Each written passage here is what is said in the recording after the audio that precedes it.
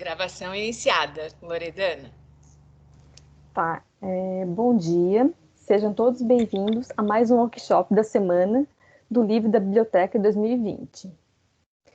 Gostaria de agradecer a presença de todos que estão aqui. Eu sou a Loredana, assistente de Biblioteca do Senac Saúde e Beleza.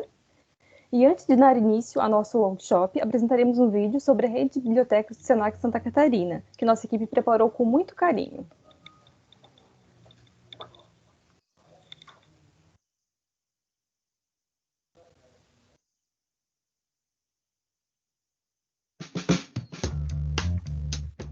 Vamos conhecer melhor as bibliotecas do Senac Santa Catarina? A rede possui 28 bibliotecas em todas as regiões do estado e um acervo com mais de 200 mil livros. Aqui, você vai ter todo o auxílio necessário para procurar o que precisa em fontes de informações confiáveis. Temos espaço para você fazer uma leitura agradável. É a biblioteca como espaço de lazer e troca de ideias.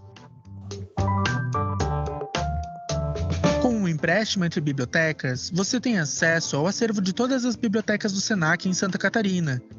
Isso não é fantástico?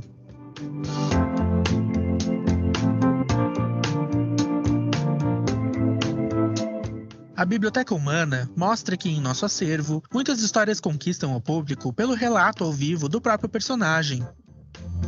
Ofertamos diversas capacitações para auxiliar na sua aprendizagem. Momentos de prosa com autores parceiros. A Biblioteca das Coisas, trazendo o conceito de biblioteca colaborativa, oferece acesso a outros serviços como empréstimo de carregadores de celular, pendrives, fones de ouvido, notebooks e guarda-chuvas, e jogos de tabuleiro, e quebra-cabeças desafiadores montados coletivamente. As aromatecas auxiliam os alunos em suas práticas profissionais, facilitando o ensino e aprendizado. Biblioteca virtual com mais de 9 mil e-books. Bibliotecas com espaços inovadores. Vocês têm acesso a tudo isso. Aproveitem!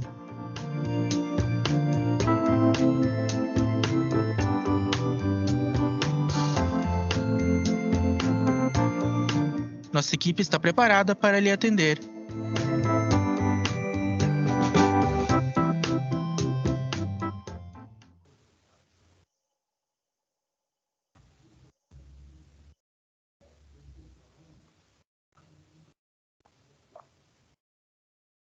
Alguns avisos.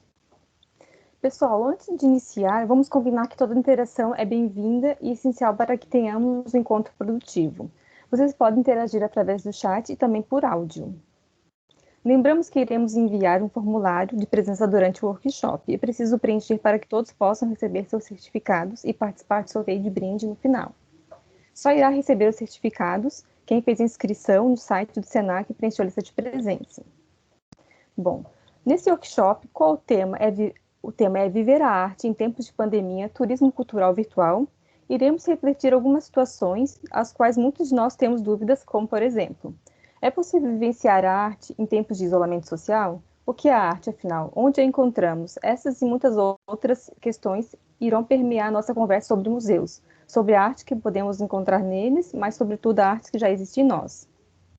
Para essa reflexão, convidamos as professoras Carla Fernanda da Silva Salter, que possui doutorado em História pela Universidade Federal do Paraná, é co-organizadora de livros Corpos Plurais, Experiências Possíveis, autora do livro Grafias da Luz, a narrativa virtual sobre a cidade na revista Blumenau, em cadernos, e coautora do romance antipolicial, O Caso dos Ossos, atualmente lecionando no Senac, Blumenau e na Rede Estadual de Educação. E a professora Mona Lisa Budel, graduada em Artes Visuais pela Fundação Universidade Regional de Blumenau, tem experiência na área de artes visuais, com ênfase na educação básica, ensino fundamental e ensino médio, atua na Escola de Educação Básica Luiz Delfino e pesquisa mediação cultural nas redes sociais e na escola. Atualmente cursa mestrado profissional em artes na Universidade Estadual de Santa Catarina, UDESC. Professoras, sejam bem-vindas a esse evento organizado pela Rede de Bibliotecas Senac. Passo a palavra às professoras. Bom dia a todos. Bom dia. Então, a nossa ideia é nós fazermos uma conversa aqui, né, para que a gente possa realmente dialogar, né, mais do que, digamos assim, nós fazermos uma fala, né, Mona Lisa? Até porque eu acho que entendemos que todo esse processo de arte, de museu, é uma experiência, né? Enquanto experiência, nós precisamos desse diálogo. Mas eu vou daqui a pouco passar a palavra para a Mona, mas antes disso eu gostaria de agradecer a Sandra e toda a equipe da Biblioteca Senac por esse convite, né? A Sandra sabe que eu sou uma apaixonada por livros, né? E por tudo que envolve, né? Principalmente as bibliotecas, tenho uma paixão enorme por elas, né? Por tudo que significa ao longo do tempo, ao longo da história, e é sempre um prazer, né, poder compartilhar uma semana do livro, porque afinal de contas, né, nós precisamos fazer esses momentos de reflexão e de celebrar, né, a existência dos livros que nos permitem tantos mundos, tantas paixões. Então, agradecida pelo convite de poder estar novamente aqui com vocês. Mona. Faço minhas as palavras da Carla também, muito, muito feliz em estar aqui, muito animado com a possibilidade dessa conversa, agradecer a Sandra, e assim como a Carla, eu também sou uma cria de bibliotecas, né? Eu me encontrei dentro das bibliotecas, eu me encontro na literatura. Durante a pandemia foi um dos espaços físicos que mais me fez falta, né? Essa vivência da biblioteca, principalmente a gente estava vendo o vídeo que abriu a reunião, né? Principalmente essas novas características que a biblioteca tem trazido para os espaços, né? Um espaço que é também uma biblioteca de aromas, que é também uma biblioteca de texturas das coisas, um espaço que é um espaço social mesmo, né? Não é só um lugar onde tu vai pegar um livro e vai sair dali. E realmente foi um dos espaços que durante a pandemia me fez mais falta, né? Enquanto espaço de saber, enquanto lugar de estudar, de conhecimento, de pesquisa, me fez muita falta. E também sou uma cria de bibliotecas, uma apaixonada por esse espaço e por tudo que vem junto com ele, né? E é isso. Então tá. Posso começar a nossa fala, Mona? Pode. Tá, já. Então, gente, assim, ó, até deixar para a gente já ir relaxando um pouco aqui. Se vocês quiserem fazer perguntas, né, pode levantar a mãozinha ali, pode interromper, porque pelo menos para mim é bem tranquilo e eu gosto das coisas bem conversadas, bem tranquilas, até porque eu acho que isso nos dá uma possibilidade maior, inclusive da nossa fala, né? Acho que a interação ela abre espaço para a nossa fala e isso é bacana. E eu queria dizer assim, eu fiquei pensando desde que a Sandra fez o convite, né? Viver museus em tempos de pandemia,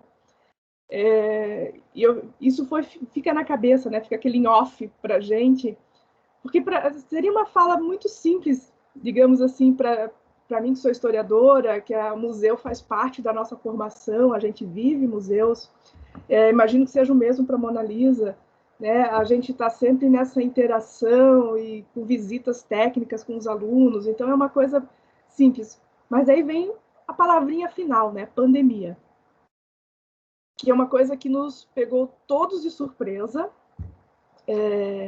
e a gente está, né, desde março aqui tentando fazer as nossas vivências, tentando fazer as nossas assimilar, né, isso que está acontecendo. Eu não sei como está com vocês, né, apesar de nós estarmos tanto tempo, eu não posso dizer que eu assimilei tudo o que tem acontecido conosco nessa pandemia. Eu diria que falta ainda muitas coisas para poder entender, né, o que está acontecendo em todo esse processo. E uma das coisas que eu fiquei pensando, que a pandemia, ela funciona de duas maneiras. Ao mesmo tempo que ela nos foi o impeditivo, porque nós não podíamos ir fisicamente aos museus.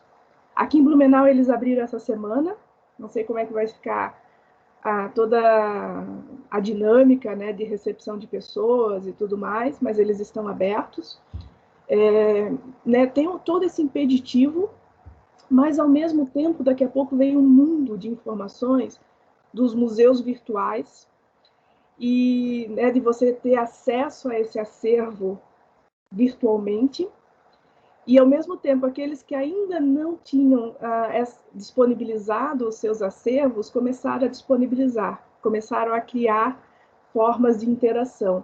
Então, abriu um mundo de possibilidades para nós que antes o pessoal ia deixando, vamos fazer mais tarde, vamos fazer com uma tecnologia melhor, mas, de repente, notou-se que não era só uma questão do museu estar presente. As pessoas que estavam em casa isoladas precisavam desse espaço de visitação também, mesmo que virtual.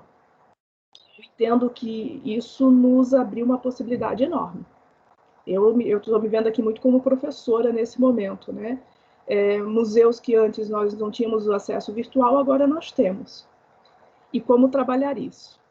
E daí um segundo ponto que eu queria, assim, para nós começarmos a nossa conversa, é dizer que o isolamento, ele também tem um aspecto de vivência da arte em nível pessoal que pode ser positivo, né? Eu diria que para muita gente foi positivo, no sentido de dizer assim, ó, agora eu tenho um tempo, eu tenho um espaço, eu posso buscar alguma coisa que está me faltando.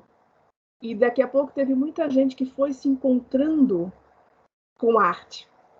Eu estou acompanhando um grupo aqui de uma oficina de bordado e fotografia, e que agora eles passaram para uma oficina de aquarela, e que vai estar junto o bordado na aquarela.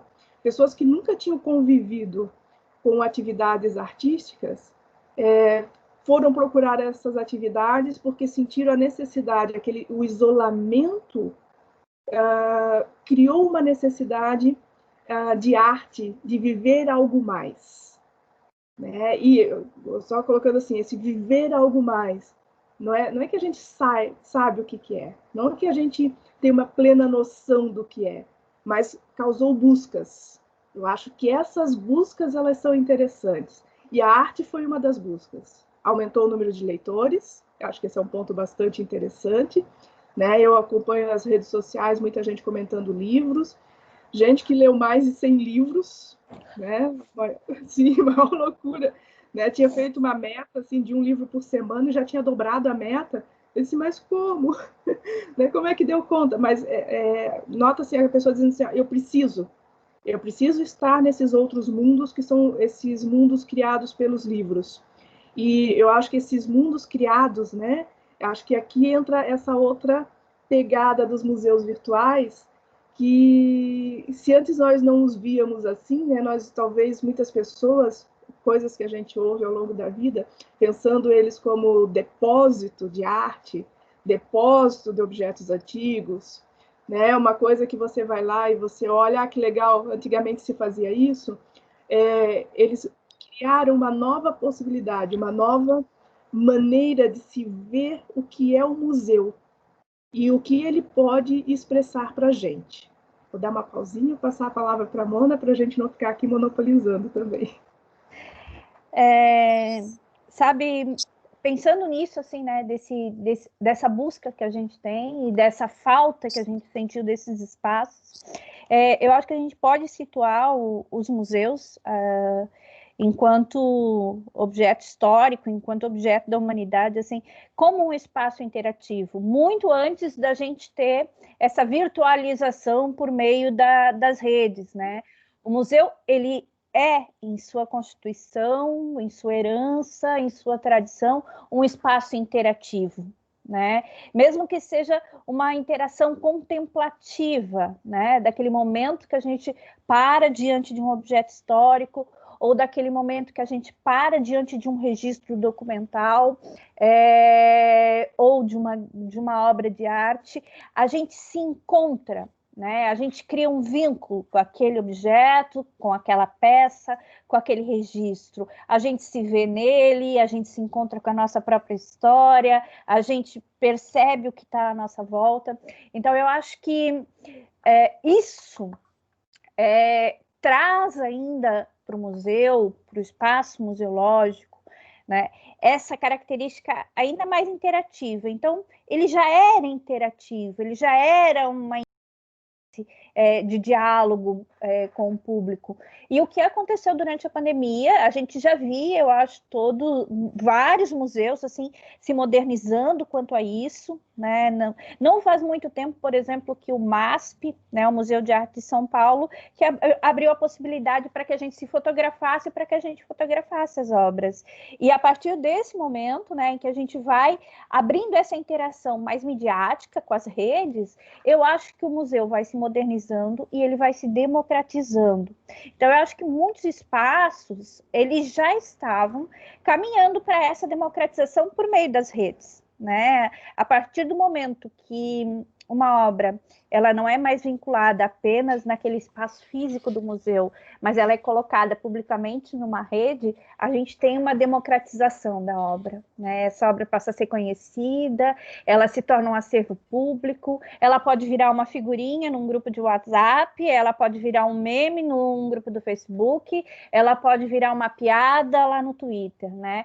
E isso é uma forma de democratizar. Por meio da brincadeira, do meme, a gente acaba conhecendo mais daquela proposta, e aquela obra acaba girando, nos conhecendo, nos revisitando, se revisitando, rodando na rede de uma forma muito bonita. E a gente viu isso acontecer durante a pandemia, essa necessidade de ressignificar essa obra que está pública de uma forma avassaladora. Né? A gente tem Van Gogh sem poder colocar a máscara, a gente tem Moça com Brinco de Pérola e máscara, a gente tem o Cobra fazendo toda uma sequência de obras em homenagem aos profissionais da saúde.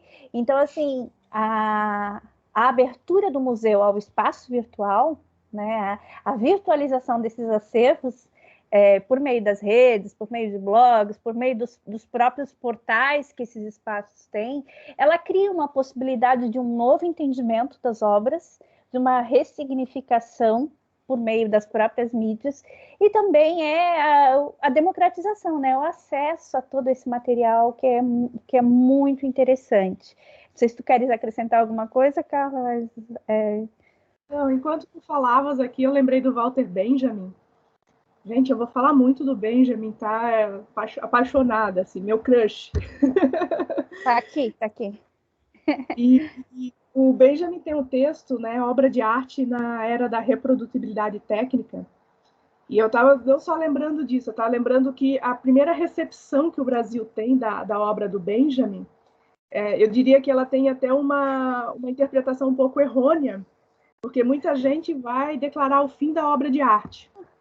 Porque uma das coisas que o Benjamin diz é que a arte, a partir do momento que ela pode ser reproduzida, ela perde a aura. Quando a gente pega agora os nossos pesquisadores contemporâneos, que estão lendo e relendo a obra do Walter Benjamin, e estão fazendo muito diálogo com o exterior também, né? Nós temos grandes estudiosos da obra do Benjamin na França, na Alemanha, e eu acho que isso possibilitou fazer uma nova leitura, não aquela primeira apreensão que a gente teve do texto. E ele fala assim, ó, realmente, ele perde a aura daquele fetiche. Né? Querendo ou não, você estar no museu e você se deparar com a obra do artista, pessoalmente, ele causa um impacto. Eu estou até lembrando aqui o momento que eu estive no Museu de Uffizi, em Florença, né, uma viagem, e eu entrei no museu e daqui a pouco eu estava diante de um quadro que me chamou muito a atenção, um quadro grande, que é o Batismo de Jesus, e eu estava percebendo os detalhes da água, né, os pés dentro da água, e eu estava olhando só isso. Daqui a pouco eu olho e eu vejo que é o quadro do Da Vinci. Eu não tinha relacionado, porque eu estava fixada nos pés e não tinha visto a obra toda. E daqui a pouco eu disse, eu estou diante de um quadro do Da Vinci. Né? Eu estou diante daquelas pinceladas, né? Eu estou tendo uma ligação com o artista de alguma maneira. É um impacto bacana? É. Te enche de emoção, porque, afinal de contas, a gente cresce na escola ouvindo sobre esses grandes pintores. Né? O Renascimento é sempre muito exaltado, e eu muito apaixonada por esse período também, enquanto historiadora, por essa mudança, né? essa revolução que ocasiona na Europa. E aquilo me deu assim uma sensação que é difícil de explicar, mas me deu uma emoção muito grande de estar compartilhando aquele momento ali. Só que tem um outro lado, que é o que a Mona Lisa falou, que é a democratização.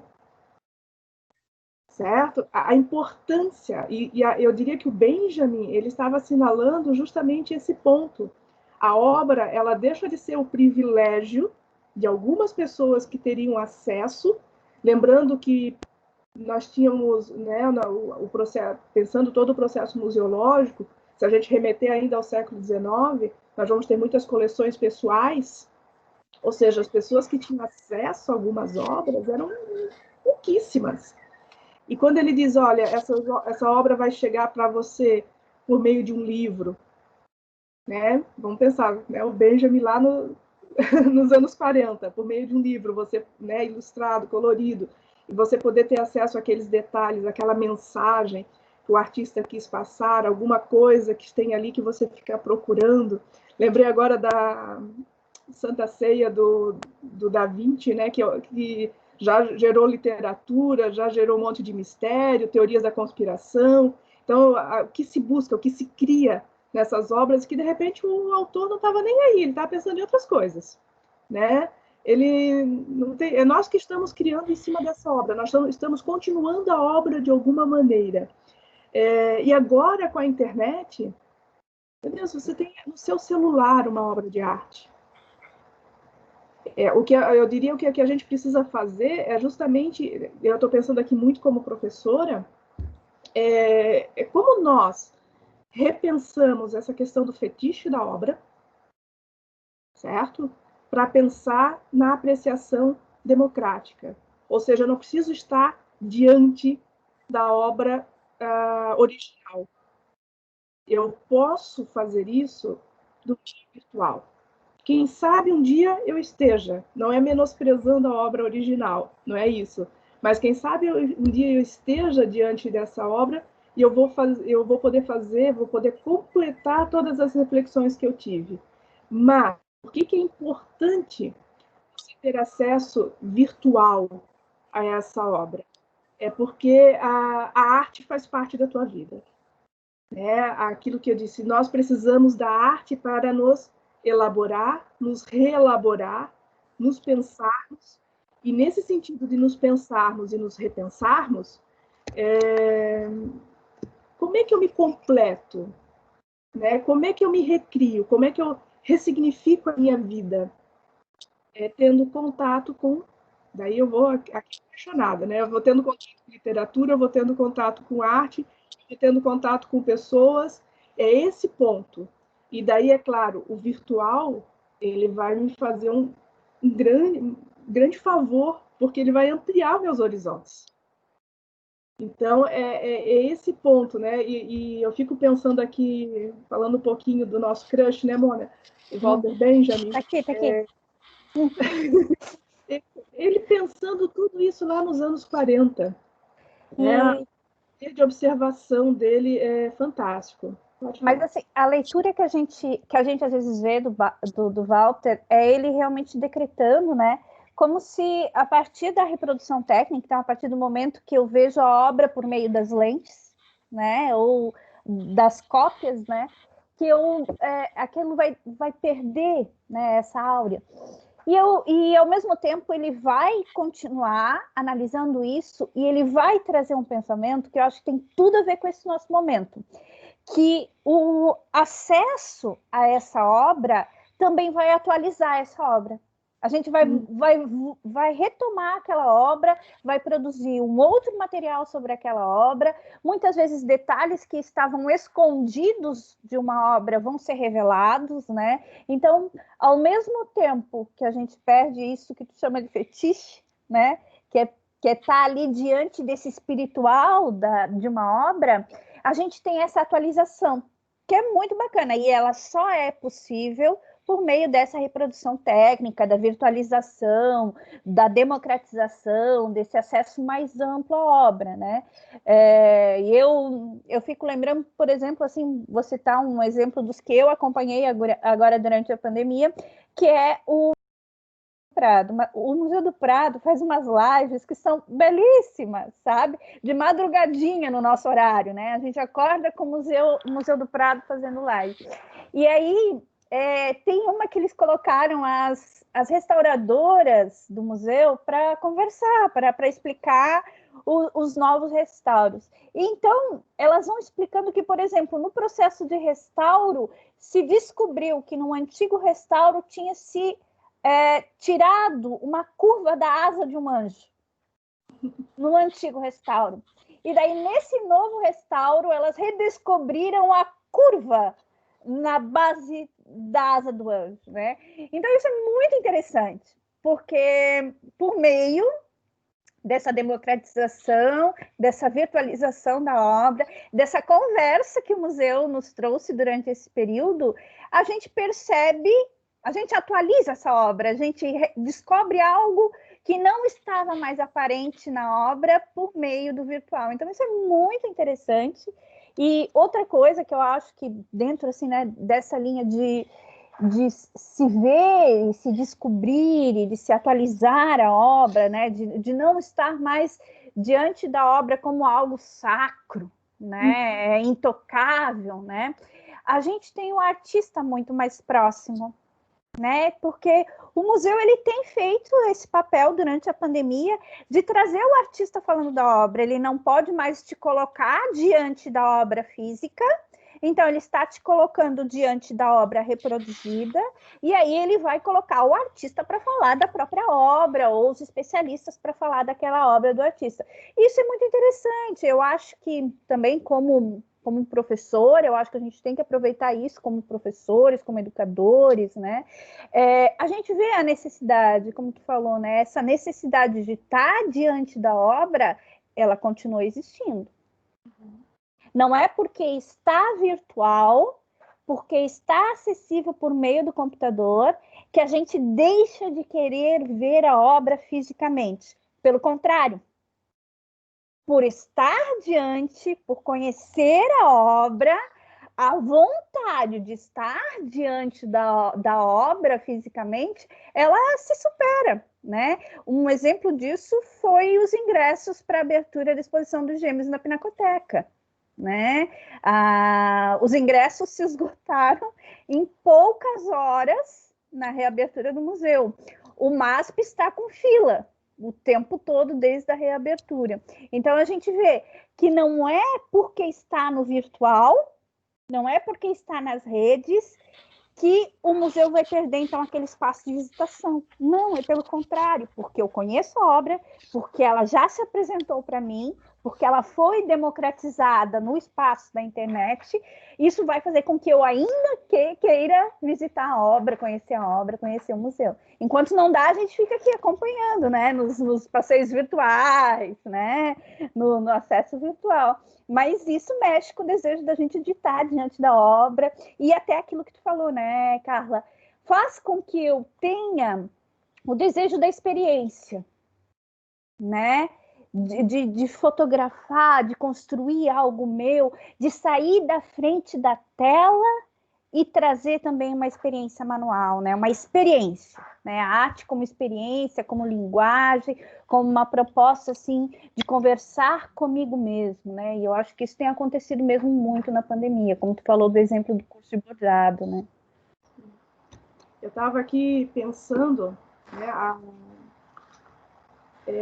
Tem um livro, deixa eu colocar aqui para vocês, que é esse aqui. é da Rosa Dias, Nietzsche, A Vida como Obra de Arte. Gente, esse livro é fantástico, tá? Está todo arriscadinho, meu aqui, tudo anotado, porque o pensamento do Nietzsche ele é bastante difícil, né, para a gente acompanhar muitas vezes, nos exige, né, uma leitura, uma pré-leitura, exige que a gente leia os comentários. E a Rosa Dias fez um trabalho muito interessante, né, falando essa questão da obra de arte, e coloca aqui, né, a vida é atividade formadora.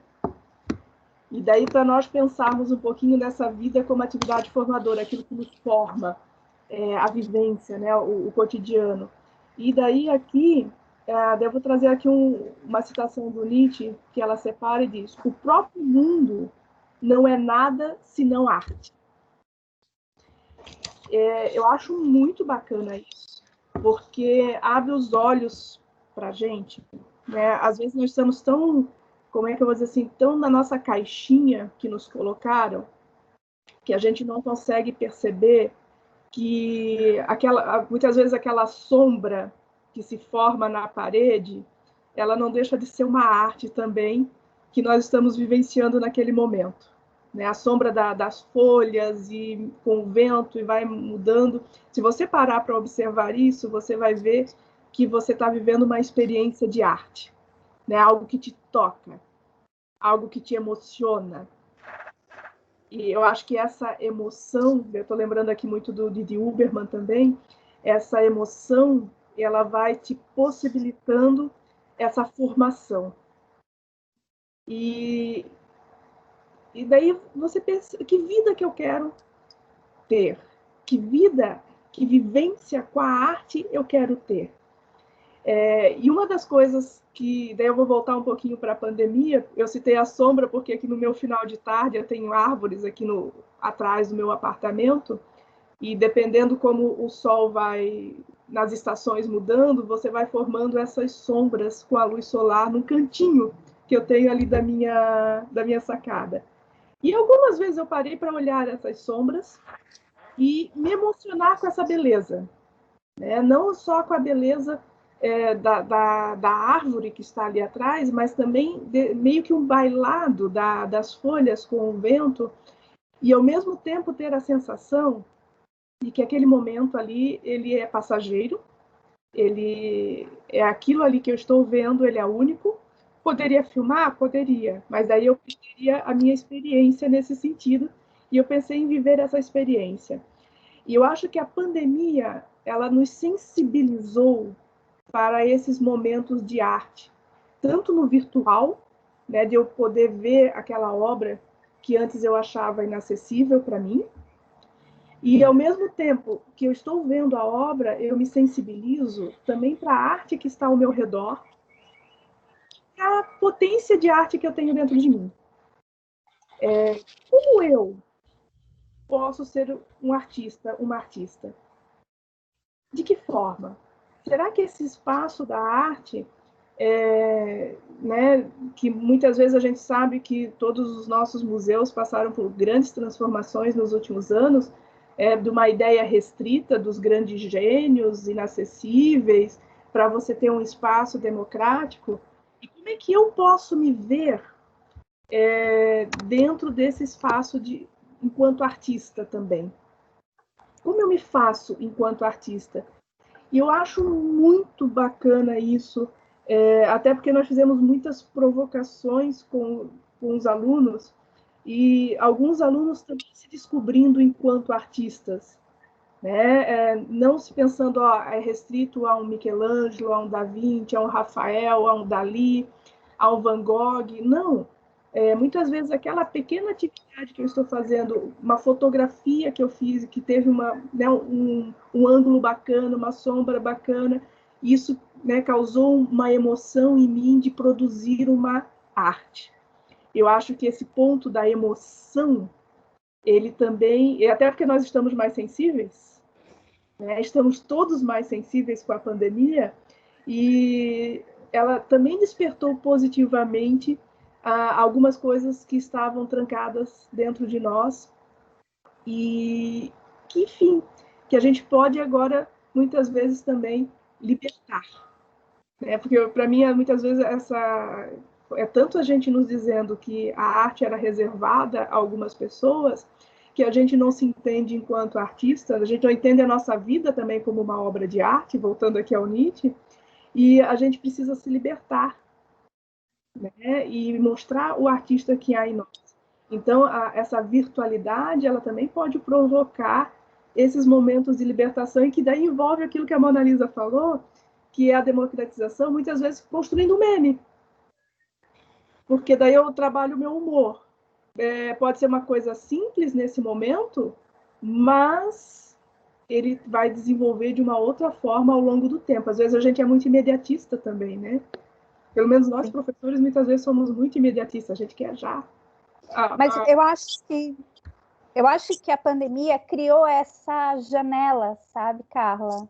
É uma janela para a gente, e aí eu falo no sentido assim, bem visual e poético da janela durante a pandemia, né?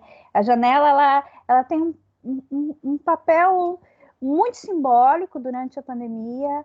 É pela janela que a gente viu as ruas vazias, e é pela janela que a gente viu as ruas voltando a se encher. É pela janela que a gente escuta as buzinas, o barulho do vizinho, é por onde bate o vento. Então, a janela, ela traz para a pandemia, é um objeto muito simbólico. E eu fiz esse exercício com as crianças, porque na história da arte a gente também tem as janelas dos artistas, né? Tem uma belíssima que é de uma fase ainda muito realista do Salvador Dalí, que é uma mulher contemplando da janela, né? É uma imagem belíssima, né? E é a gente contemplando. O artista também se viu da janela durante vários momentos de isolamento, né? O próprio Magritte, né? O Magritte tem várias janelas. O Magritte se vê por meio de uma janela, se vê através de uma janela, se vê por meio dos espelhos, que também são janelas para a gente, né? Então, a janela sempre foi um objeto muito simbólico para esses momentos em que a gente está em casa, em que a gente está isolado, que a gente está se vendo pelo outro lado, não o lado de fora, o lado de dentro, né? Então, eu acho que a pandemia trouxe esse objeto simbólico, né? Na Itália, as pessoas cantando, no Brasil, as pessoas funkeando, né? Quando a gente estava bem ainda nesse momento do isolamento, né? O meu companheiro falou assim: se eu pudesse voltar no futuro, no passado, e mandar uma mensagem para o meu eu do futuro sobre a pandemia, eu ia dizer: tu vai viver um momento em que os baianos vão fazer carnaval presos nas janelas, né? Porque teve uma imagem deles batucando das janelas, e é meio isso, assim, né? Como assim carnaval da janela, né? Como assim, né? Os italianos que são tão musicais, né? Presos nas janelas cantando. E aí a gente tem a janela como esse objeto muito simbólico. E os museus, acho que foi uma proposta de interação do MAM, acho que foi do MAM, Museu de Arte Moderna de São Paulo, propôs que a gente desenhasse o que a gente vê diante da janela, né? O que a gente vê atrás da janela, como esses artistas, né? E eu propus também para os meus alunos que eles mostrassem as suas janelas. E é uma proposta muito poética, muito bonita, muito interessante, porque o que a gente vê na janela é figurativo, é abstrato, né? A gente vê só as pessoas, a gente vê os prédios, a gente vê a propaganda, a gente vê a sombra ou as folhas balançando. Então, isso vai muito ao encontro daquilo que tu falou, né? Da gente se redescobrir, se perceber como um ser humano capaz de produzir ficção, de produzir arte, de produzir o sensível também. Então, quando eu penso, quando eu desenho ou quando eu escrevo sobre o que eu vejo do outro lado da minha janela, ou da minha própria janela, da janela que eu sou, de que eu me vejo, eu acho que a gente está exercendo essa sensibilidade artística também, está colocando para fora essa necessidade de arte, né? E é um processo de autoconhecimento. A pandemia exigiu da gente um processo de autocuidado e autoconhecimento, né? E muitas vezes por meio desse enxergar da arte, dessa proposição da arte, dos próprios questionamentos que a arte nos traz, né? Nos sensibiliza, como tu falou, né? Traz um envolvimento, mesmo que por meio virtual, ela traz um envolvimento. Ela é a janela, né? Que faz a gente olhar para fora e faz a gente olhar para dentro também. Eu acho que ela se tornou um objeto muito simbólico durante a pandemia. E eu estava aqui pensando nessa questão do turismo virtual, né? Voltando aqui um pouquinho ao nosso título, né? A gente fica indo e voltando, né? Mas gente, nós somos assim, tá? Mas aí a conversa vai ganhando outros aspectos, né? E não tá formatadinha, tá? Ela tá bem livre aqui, justamente para a gente trocar as nossas emoções também nesse momento. Mas pensando aqui nessa questão do turismo virtual e do turismo físico, eu queria citar duas coisas, né? Quando teve a baixa de casos na Europa, que reabriu Itália, reabriu França, tem uma foto, pena que eu não salvei, gente, mas tem uma foto de um senhor entrando no museu, acho que no Museu Britânico, e ele entra e ele se ajoelha e joga as mãos para cima. Feliz pela possibilidade de ir ao museu, né? E a reportagem nos dizia o seguinte: mais do que feliz de estar no museu, estava feliz de estar no museu sem turistas. Tá? Eu fiquei pensando naquilo ali, né? E daí trazia, né, o nosso patrimônio de volta para nós. É óbvio que eu fiz um monte de questionamentos, né? Até porque o Museu Britânico tem muita coisa que não é da Inglaterra, né? Tem muitas peças egípcias, gregas, que foram roubadas, literalmente, né? E levadas para o Museu Britânico. Mas é uma coisa interessante de nós pensarmos, aqui falando dos europeus, né, onde tem um grande número de turistas sempre dentro desses museus, é muito grande. Você já deve ter se deparado com as pessoas tentando ver o quadro Mona Lisa, uma fila enorme, e você tem um distanciamento muito grande desse quadro, né? Tá muito longe de você, você não acessa ele, você acessa muito melhor o quadro Mona Lisa virtualmente do que presencialmente no museu. Ele está muito distante. Esse é um dos pontos. Mas eu fiquei pensando também, né, o quanto essa questão do turismo, dessas nossas idas aos museus no exterior, que muitas vezes nós não fazemos aqui, né?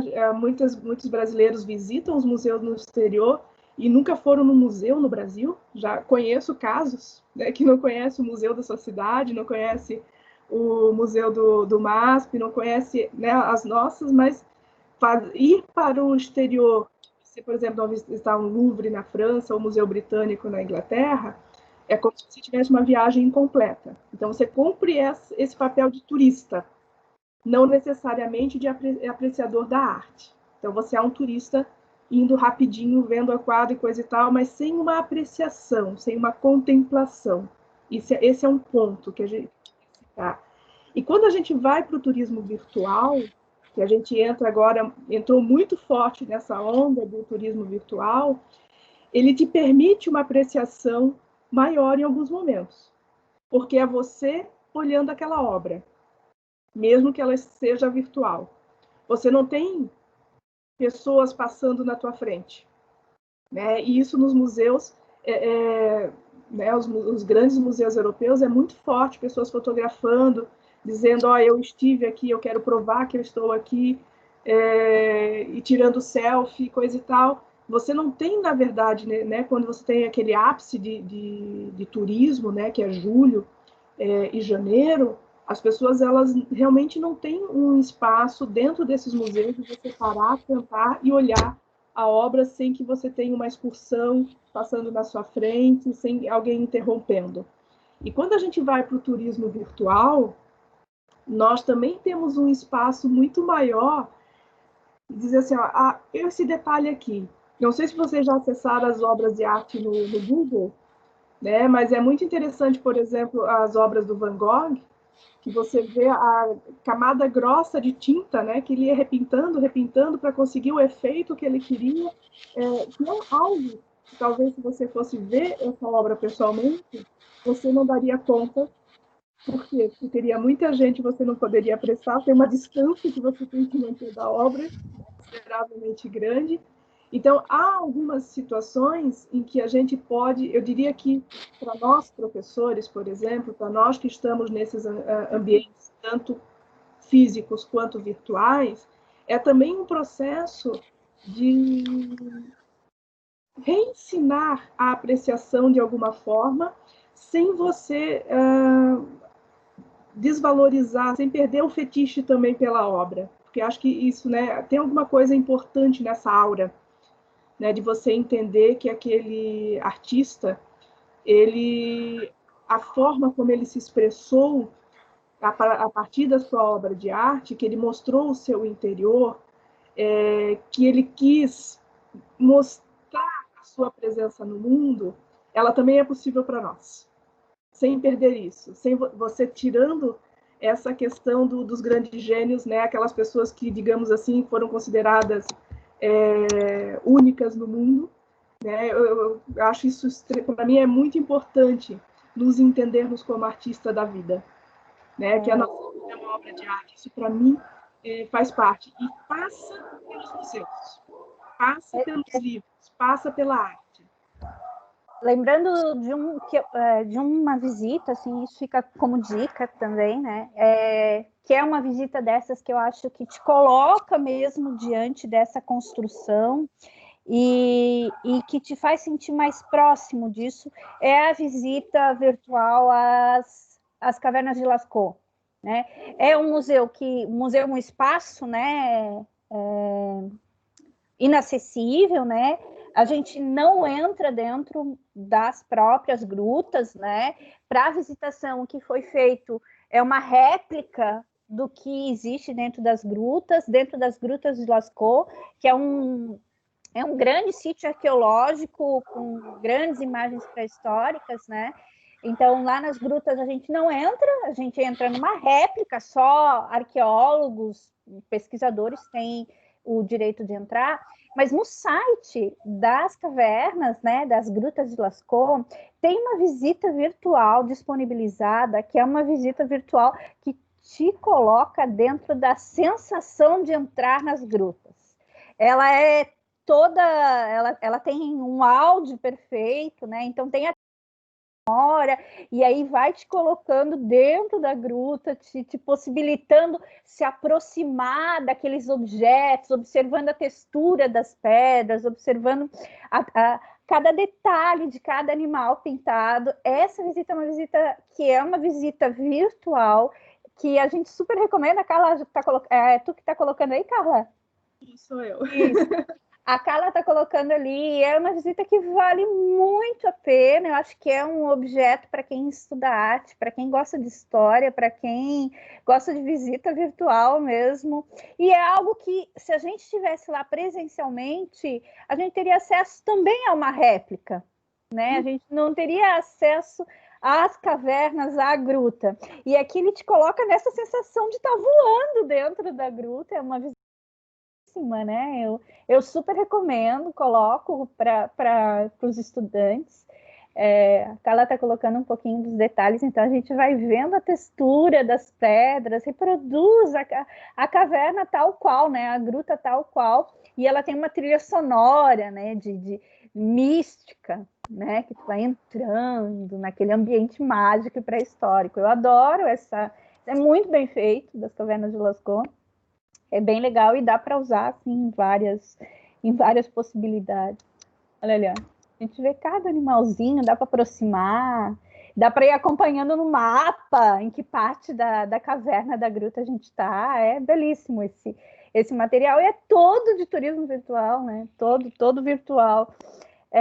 Tem uma outra possibilidade que eu também acho bem interessante, a gente já fez com os alunos e eles se divertem bastante, que é jogar o endereço desses espaços no Google Maps, né? Então a gente chega ali, vamos ver onde é que fica, então, as pirâmides do Egito. Vamos olhar elas de cima pelo Google Maps, né? Pelo Street Google.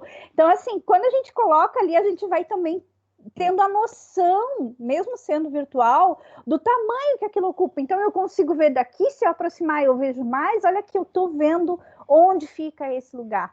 Para objetos arquitetônicos, né? Florença, dá para fazer. Então, a gente vê os domos de cima, fica bem legal. Aqui no Brasil, fica muito bonito ver as obras de Niemeyer. Então, a gente vê o Museu de Arte Contemporânea do Rio de Janeiro, né, que tem forma de disco voador, pousando em Niterói, ver aquilo ali pelo Google Street, é muito bonito, né? E mesmo o MON aqui de Curitiba, né, porque são obras arquitetônicas que foram feitas para ganhar dimensão de obra. Então, quando a gente vê nessas visitas virtuais, mesmo usando o Google Maps, a gente consegue entender muitas vezes a dimensão. É bem bacana também, eu acho que é uma boa opção para visita virtual, que nos coloca diante disso, né? Diante das pirâmides do Egito, diante das cavernas de Lascaux, diante dos domos de Florença, né? E assim por diante. Isso é o interessante, né? Da gente saber explorar as possibilidades.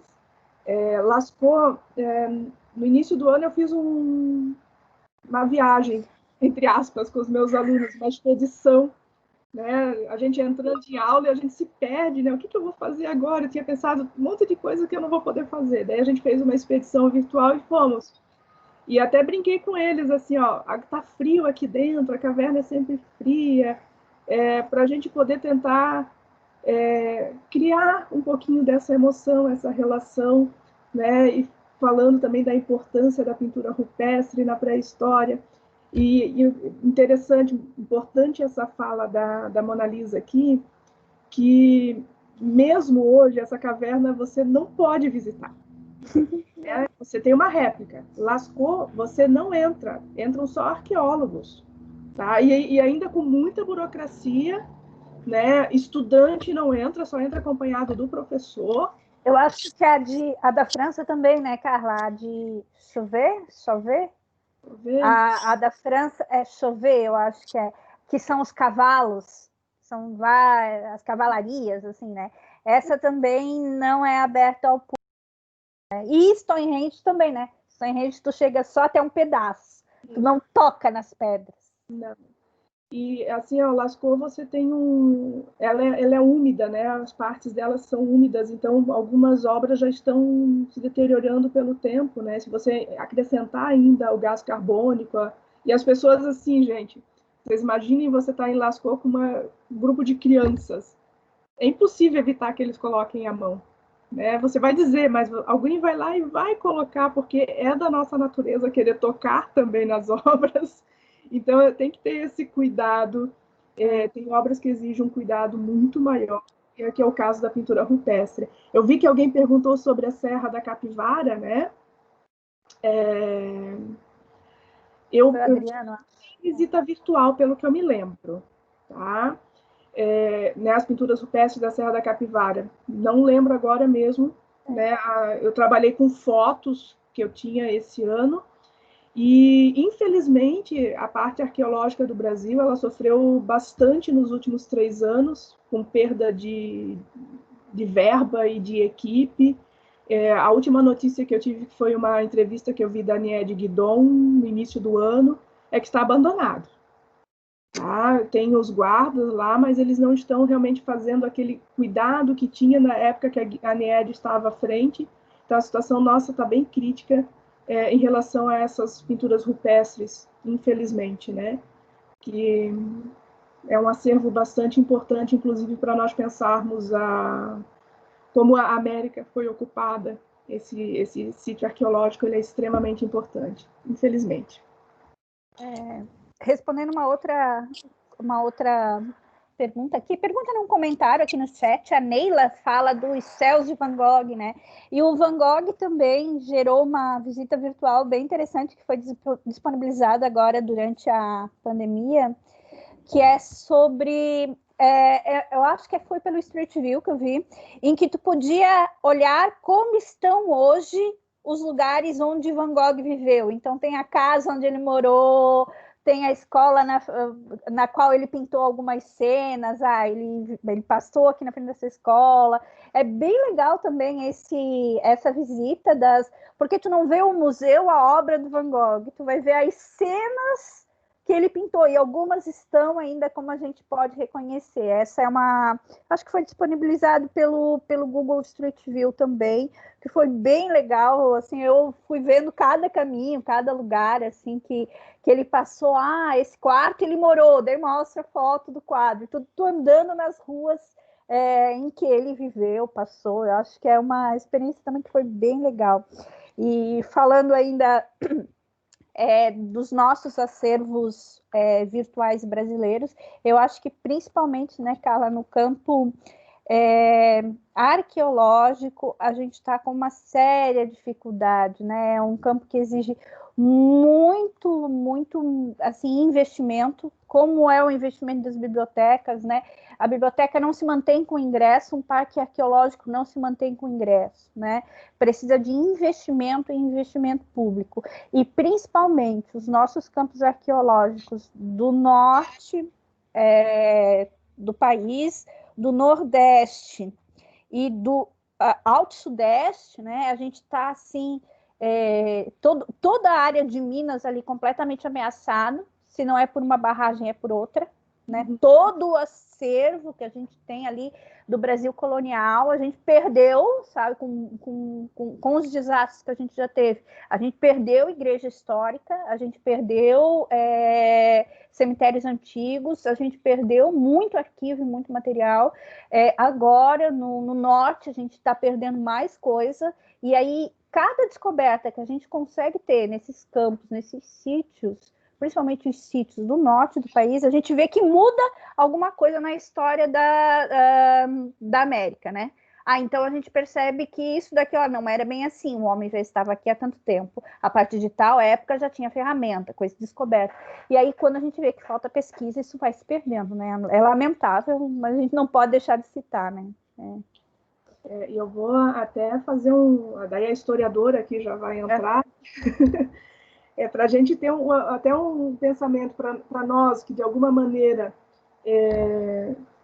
estamos num papel de intervenção, né, ou de mediação entre esses sítios, esses museus, essas obras e pessoas com quem nós convivemos. E daí eu vou pegar a fala da Mona Lisa do Street View do Van Gogh. Há um tempo atrás eu trabalhei um texto sobre industrialização e eu usei uma obra do Van Gogh para mostrar que ele era meio inventariante, né? Ele estava pintando cenas que estavam desaparecendo, que a industrialização estava transformando. Aquela cena do casal descansando na sombra do feno, né? São coisas que estavam em mudança. Ele estava acompanhando essa mudança que estava acontecendo na Europa por causa da industrialização, né? Isso eu acho que é uma coisa bem, bem interessante de nós pensarmos.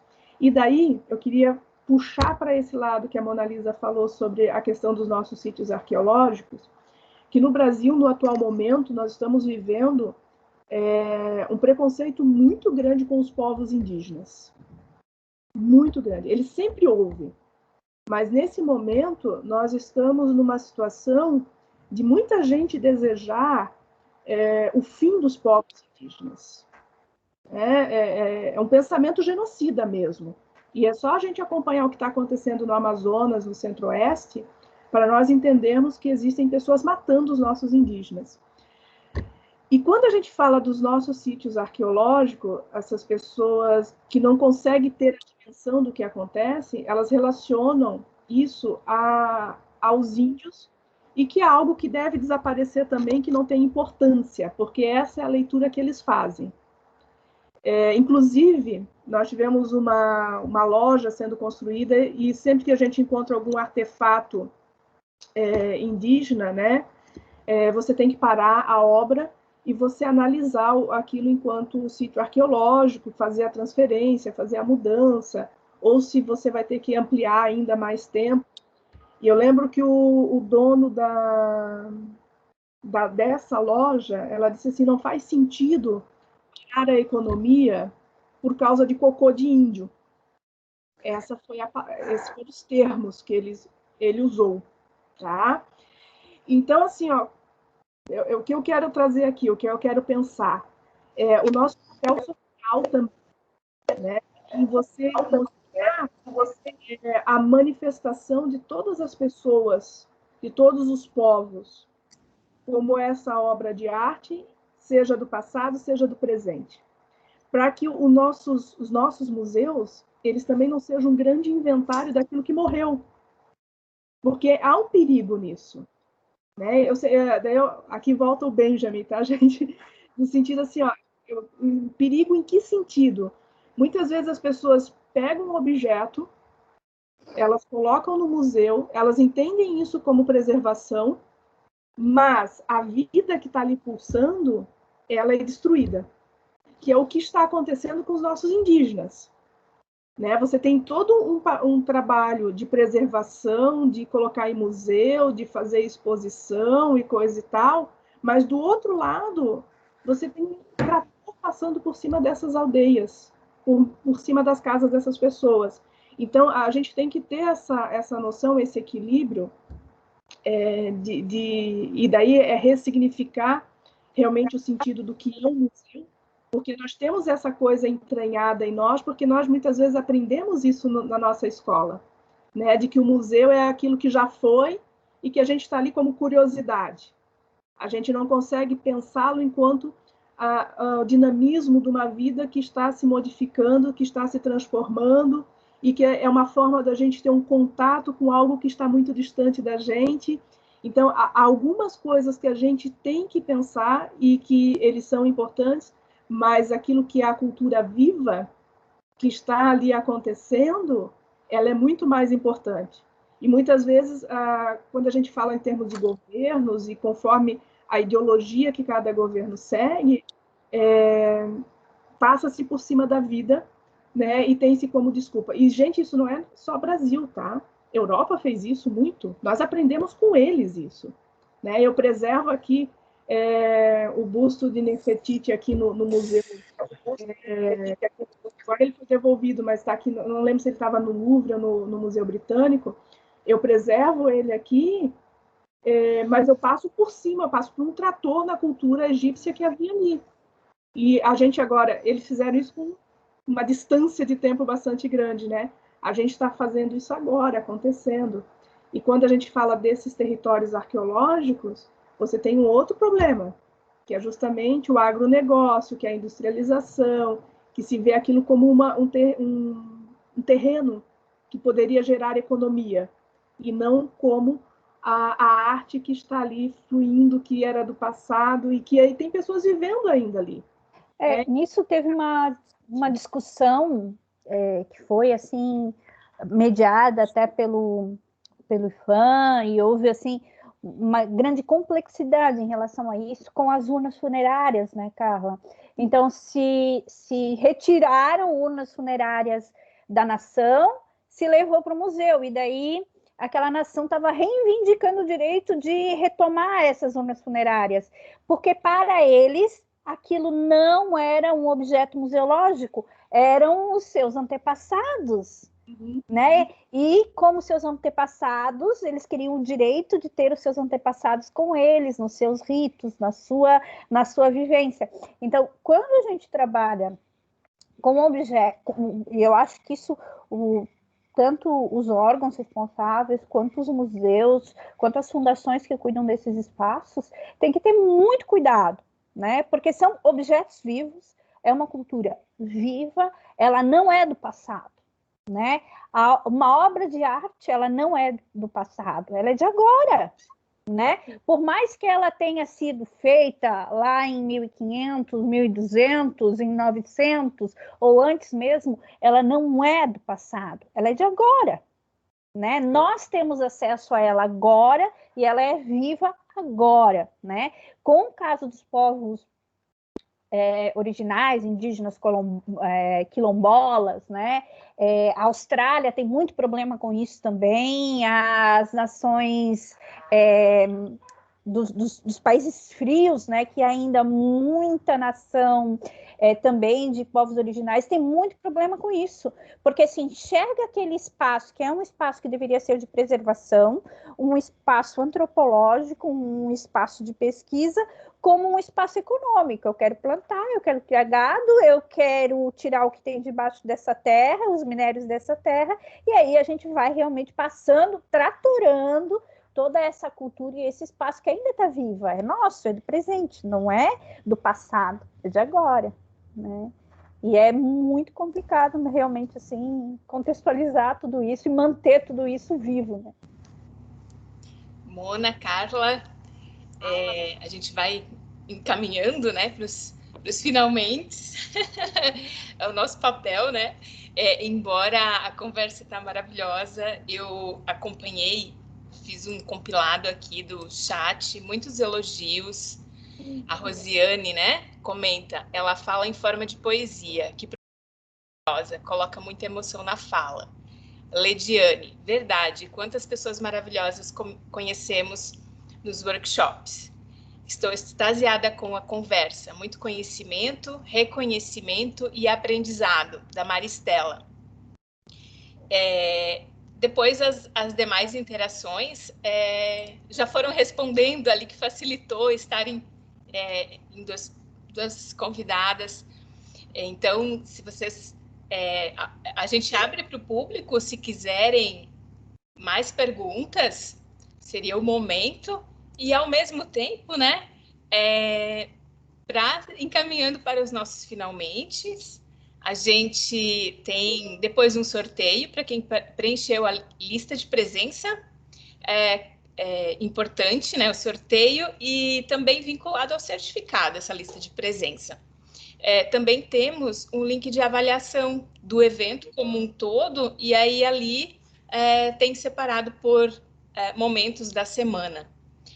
Aproveitando, Mona e Carla, agradecer muito vocês, sou fã de vocês, a gente se conhece de longa data e é muito bom, assim, estender, né, esses contatos e a gente continuar atuando, sempre em contato com profissionais que a gente admira, e as bibliotecas têm esse papel, né? Esse papel de contactar pessoas, trazer as pessoas que possam socializar temas que, de repente, passariam do nosso lado, e a gente talvez estaria visitando um museu, tirando foto e não aproveitando, que era uma das questões que até ia comentar, mas vocês já comentaram, né? Então, passo a palavra, ou também, se alguém quiser abrir o microfone para... Ali, poderia ouvi-las todo dia, maravilhosas. Então, o pessoal está gostando bastante e realmente mostra o quanto é importante a gente ser muito bom no que a gente faz, né? Isso que vocês duas estão mostrando, e a gente está muito feliz por isso. Tem comentários aí de bastidores, né, de que não esperavam que fosse tão bom, porque realmente quando a gente fala em museu, de repente a gente não tem aquela vivência, né, assim como outras áreas da arte, né, e nas bibliotecas a gente também passou um pouco por isso, de um momento, e muita gente ainda fala, né, o fim do livro, né, o fim do livro, o fim do papel, essa discussão, e aí relacionada com essa questão, né, a partir do momento em que você não vai no museu, então você acabou o museu, né? Então, acabou a obra. Então, a gente também viveu, né? E, de certa forma, as pessoas também falam ainda hoje sobre isso. Alguém quer abrir o microfone, fazer alguma pergunta? Muitos elogios, nem dá para ler todos, de tantos que são, né? Passa a palavra, então, para as últimas comentários aqui. Mona, queres falar? Pode falar depois.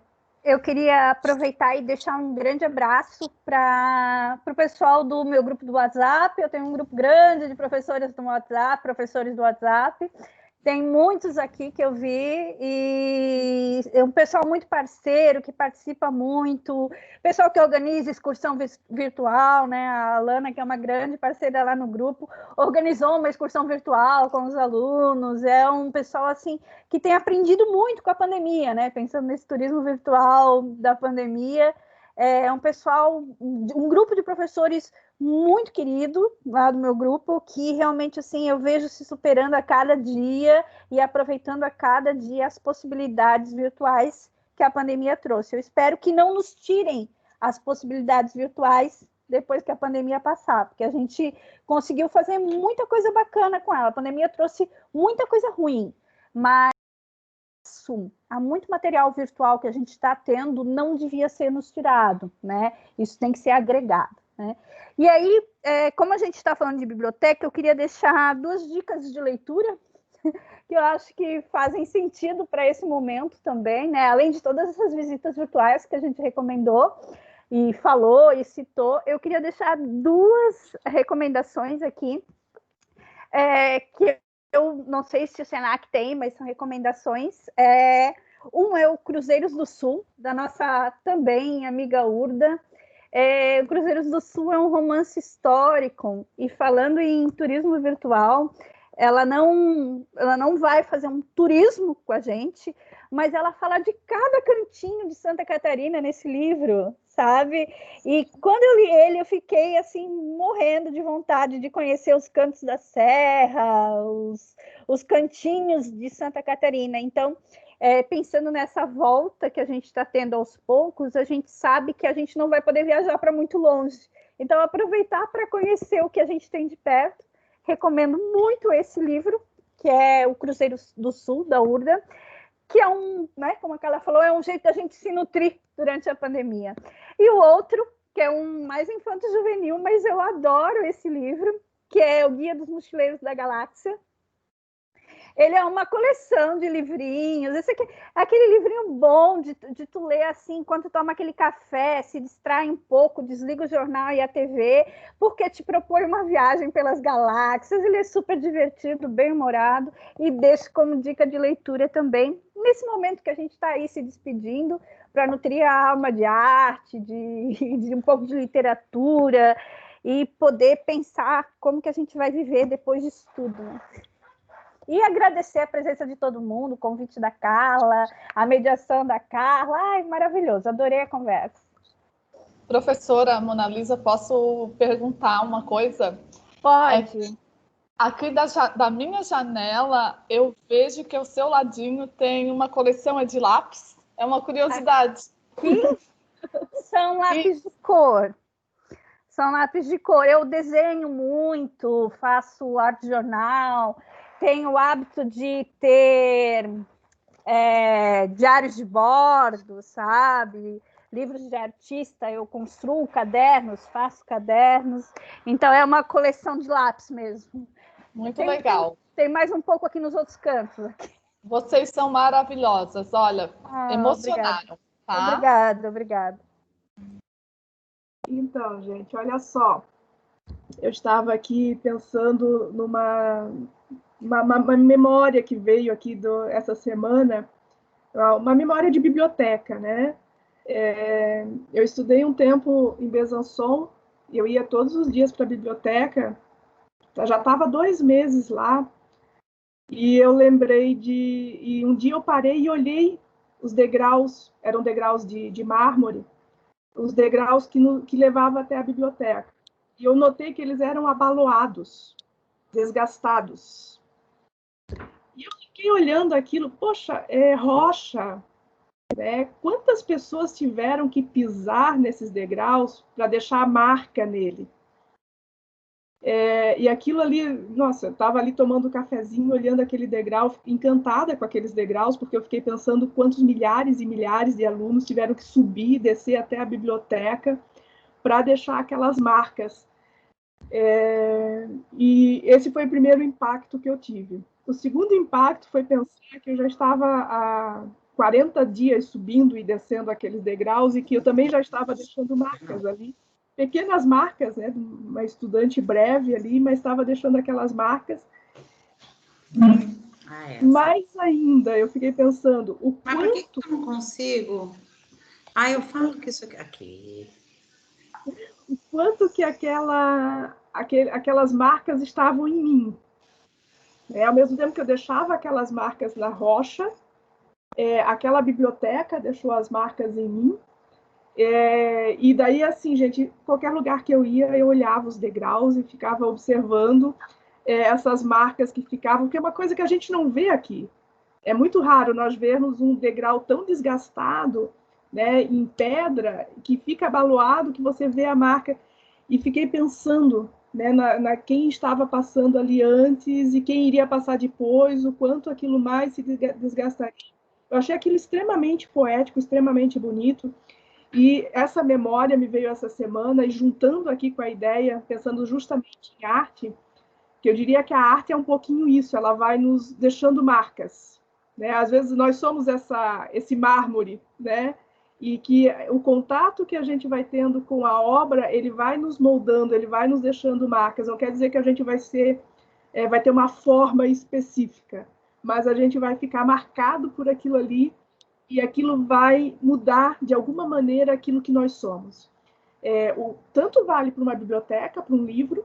Você nunca é a mesma pessoa após ler um livro, e você nunca mais é a mesma pessoa após parar e contemplar uma obra de arte. Você está acrescentando algo em você.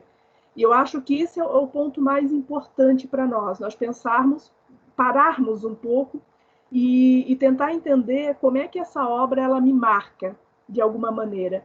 E eu queria deixar um convite para vocês, assim, se vocês tiverem tempo hoje, um tempo amanhã, fazendo aqui menção do exercício, né, da atividade que a Mona Lisa fez, de parar em frente a uma janela de vocês e observarem. Seja a paisagem externa, seja o detalhezinho, né, de um bichinho que está ali na janela, qualquer coisa. Parem e olhem e observem essa obra de arte e comecem a olhar ao redor de vocês todas as cenas, todas as imagens que formam uma arte, né? E tentem fazer esse link também com o que tem por aí. Foi maravilhosa a nossa manhã aqui de conversa, né? Eu esqueci de avisar a Sandra que quando eu e a Mona Lisa estamos juntos é um perigo, a gente vai longe, né? Eu gosto muito de conversar sempre com a Mona Lisa porque a gente se entende em muitas coisas e a gente consegue ter esse espaço, às vezes, de expressar, né, aquilo que a gente está sentindo e de compartilhar essas nossas paixões pela arte, pelo livro, e eu acho que isso é muito bom. E a gente vai longe mesmo. Vou aproveitar, assim, se vocês... Aquele livro da Rosa Dias, Nietzsche, Vida como Obra de Arte, se puderem, não sei se ele ainda tem disponível para venda, porque ele é um pouco antiguinho e é um livro, acho que era a tese dela.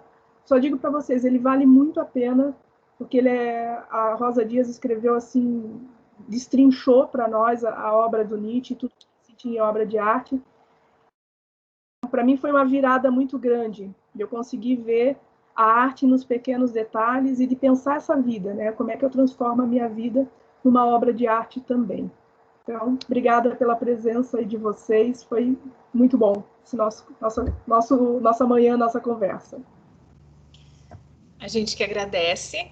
A gente iniciou a Semana do Livro na segunda-feira e conclui amanhã. Ainda temos programação hoje e amanhã, hoje à tarde, hoje à noite, né? Amanhã também. Várias programações e muitos aprendizados. Realmente, depois que a gente vive uma experiência, seja ela vendo a obra, indo ao museu, lendo o livro, a gente não volta da mesma forma. E ontem à noite nós tivemos uma conversa com o Jorge, que nos colocou a questão do poder da manipulação da informação. E isso é importante, a gente fazer essas leituras críticas, de fontes confiáveis, com essas vivências. É importante a gente se propiciar, ler um livro, ver uma obra de arte e não se deixar influenciar por alguém que fala daquela obra de arte, porque alguém que fala do material sem nós termos acesso, né? A quantidade de memes, enfim. Então, a gente tem isso na semana de proporcionar uma riqueza de quantidade de temas diversificados que possam se relacionar uns com os outros e que as pessoas participantes, ou mesmo as que posteriormente possam assistir, possam também sair transformadas e com reflexões importantes para que possam mudar, melhorar, né? Mudar no que for para melhorar. Então, gente, tivemos mais diversos elogios, alguns comentários a respeito dos livros. O Marcelo comentou que nós temos o Guia do Mochileiro das Galáxias, inclusive aqui em Blumenau também temos, mas nós temos um empréstimo entre bibliotecas na rede, então a gente pode, né, trocar, né, encaminhar para quem tiver interesse. Tem links ali dos livros mencionados. E aproveitar para vocês conhecerem o restante da programação, se inscreverem, participarem, continuarem participando, né? Persistirem conosco até amanhã na programação e mencionar que a gente está com um desafio do TikTok e a gente vai fazer está convidando as pessoas a criarem um vídeo do TikTok e eu vou compartilhar um vídeo do TikTok organizado pelas nossas colegas e vou passar para vocês. O próprio vídeo vai falar por si só do nosso desafio.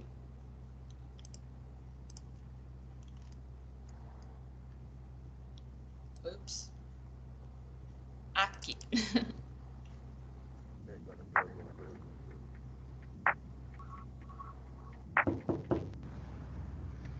Está lançado o desafio. Você quer ganhar um super prêmio da Semana do Livro da Biblioteca? Você quer participar? Então faça um vídeo falando da semana ou indique os seus livros favoritos. O vídeo mais criativo ganhará uma mochila do Senac.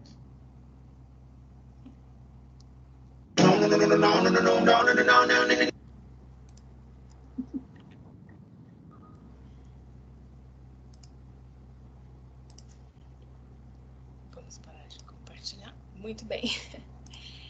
Gente, produção, né? Nós temos uma produção aqui nas bases da Semana do Livro.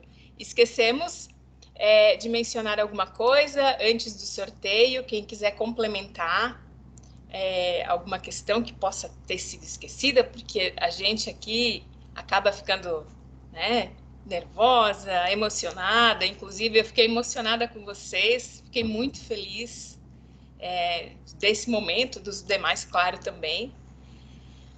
É isso. Então, podemos partir para o nosso sorteio? Vamos, então, partir. Eu preciso compartilhar a tela. Esqueci que eu preciso compartilhar a tela para mostrar o sorteio, né? Área de trabalho.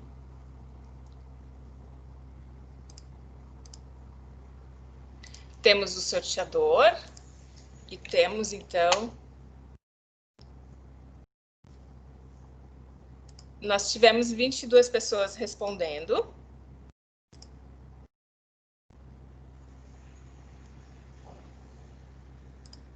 Então, na medida em que temos 22 pessoas... Opa! 22. De 1 a 22, é isso? Primeira vez que eu faço isso, tá, gente? Isso aí, Sandra, tudo certo. 16. Funciona. Quem é a pessoa 16? Ivanilda Reis Simões. Ivanilda. Estás aí, Ivanilda? Presente? Opa, Ivanilda está aí. De qual unidade, Ivanilda? Se quiser abrir o áudio. Salvador, olha, que bacana! As possibilidades que a pandemia trouxe, né? Da nossa Semana do Livro chegar a Salvador e outros espaços também. Parabéns, Ivanilda. A gente entra em contato contigo Temos os teus contatos aqui, a gente entra em contato contigo para encaminhar. Parabéns. Mais alguma coisa, gente? Temos ainda, né? Não é hora do almoço ainda. Alguém quiser comentar alguma coisa? Só lembrando quem não respondeu a lista de presença, né? E a lista de avaliação, o link de avaliação. Exatamente. A avaliação é muito importante. A gente sempre tem itens para melhorar. E a mochila ali que passou do desafio do TikTok. Então, marcar S do livro da biblioteca no TikTok, né? Vai ser avaliado até amanhã. Não aparece a lista aqui para mim, eu não consigo assinar, não sei onde que tá. Não aparece, não tá aparecendo quase nada aqui para mim. Não aparece o chat. Não aparece o chat? Tá. Eu vou passar para você. Não consigo habilitar microfone, não consigo fazer nada. Talvez seja... eu já peguei equipamentos que também não consegui. Quem estava falando? Quem estava falando, realmente? Morgana. Morgana, eu te tornei apresentadora agora, talvez você visualize. É porque eu não consigo ver chat, falaram da lista, mas eu não estou vendo nada disso. Para mim não está aparecendo. Agora apareceu? Eu não estava conseguindo ativar nem o microfone. Não, o chat continua não aparecendo. Não aparecendo? Tenta clicar naquela parte superior ali, onde tem, mostra para ela, Sandra, ali.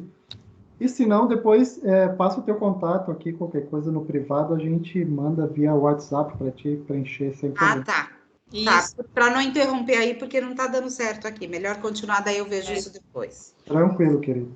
São as questões das ferramentas, né? Que hora dá certo, hora não dá, faz parte. Então, gente, agradecendo a todos, Loredana, todos da equipe do Senac, da rede de bibliotecas do Senac Santa Catarina.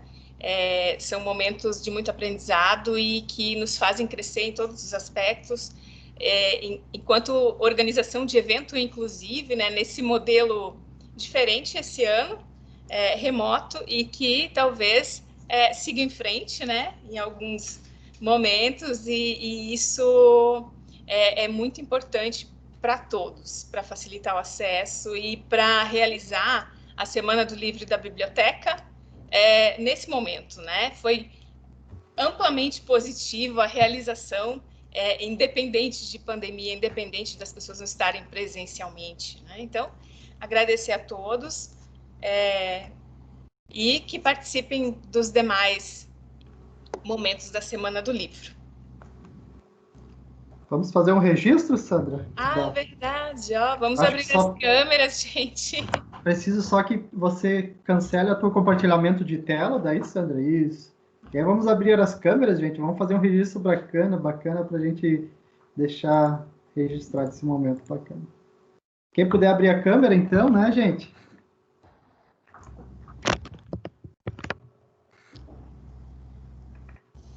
Bacana, Salvador ganhando prêmio, hein? Show de bola, Ivanilda. Parabéns, bem bacana ver isso.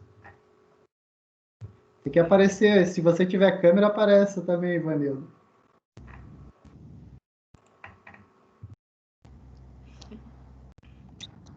Olha que legal, agora eu tô vendo você, Mona Lisa. Conheci.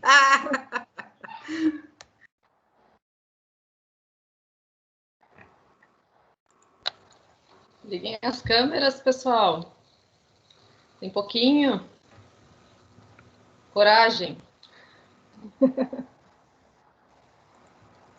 Tô sem câmera hoje de manhã.